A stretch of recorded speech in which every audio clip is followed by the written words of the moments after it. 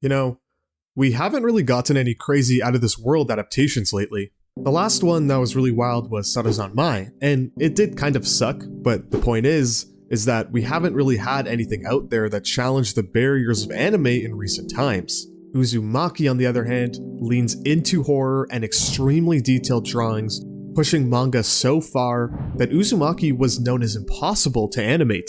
If you don't know, Uzumaki is a famous horror manga made by an author named Junji Ito. You may know that name because Junji Ito is known for his specialty in the horror department. Now, that might seem odd because horror and anime don't really mesh all that well together, but he was able to push the medium to its absolute limits with some of the greatest drawings in manga history. But because his works were so eccentric, nobody could really figure out how to translate that into anime form. There were multiple attempts with only failures to show for it, until Uzumaki was finally ready to air this season. A huge title with many existing fans, but it was initially announced in 2019 and hit with delay after delay during its production. But episode 1 finally managed to air, and it surprised everyone.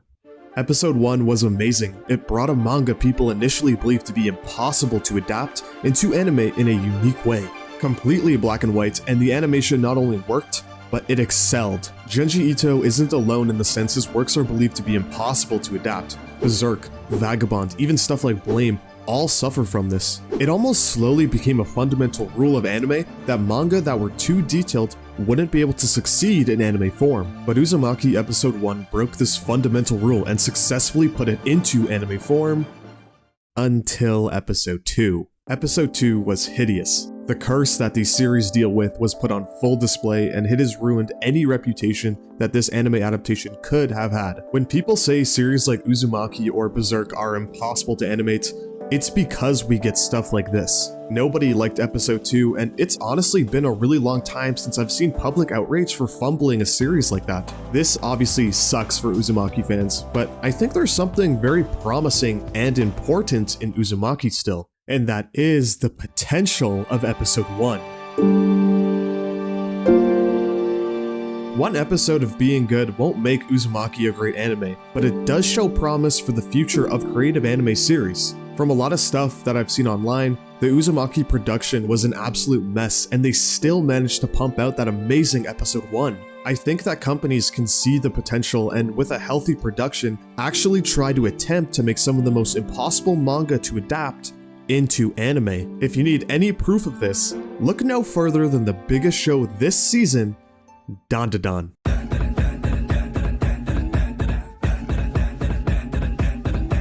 Dandadan is an insane series coming from Jump Plus, and it's already the biggest anime this season. Dandadan is one of the most unique series we've seen in a while, but it has one thing in common with Uzumaki. People were worried the art style was too eccentric for an anime. This series has these huge panels with tons of moving parts that would have had to be done in CGI, and you know, CGI and anime fans go together as well as peanut butter and mayo. But so far, Dandadan has surpassed everyone's expectations and is pushing the barrier of what anime can adapt. Between Dandadan and Uzumaki, we're potentially looking at pioneers of what future anime can become.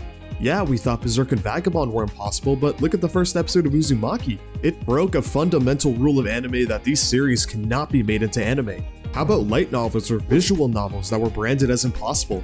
Imagine if an Umineko or Punpun anime was possible. There's clear fan bases behind these. Companies will see profit and potential in that. But obviously people will see the downside of the Uzumaki anime. Like I said, episode 2 isn't good at all, and episode 3 doesn't look like it's going to improve on that. But a big issue lies with the fact that the Uzumaki anime may go down with a terrible reputation. Yes, it sucks that most likely the rest of the anime won't be held to the same standards as episode 1, but it doesn't change the fact that episode 1 of Uzumaki proved that it is possible to animate these remarkable series. With how amazing Dandadan is and Uzumaki's premiere, I think it's only a matter of time until we start seeing more impressive shows, bigger fights, and more potential than we've ever seen before.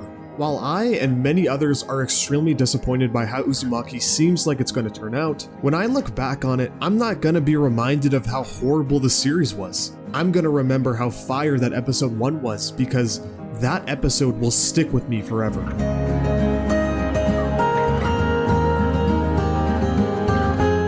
Subscribe. I do videos like this, and if you enjoyed it, share the video around or leave a comment. We're almost at 1K, so if you could help out with that, I'd appreciate it a ton. Peace out.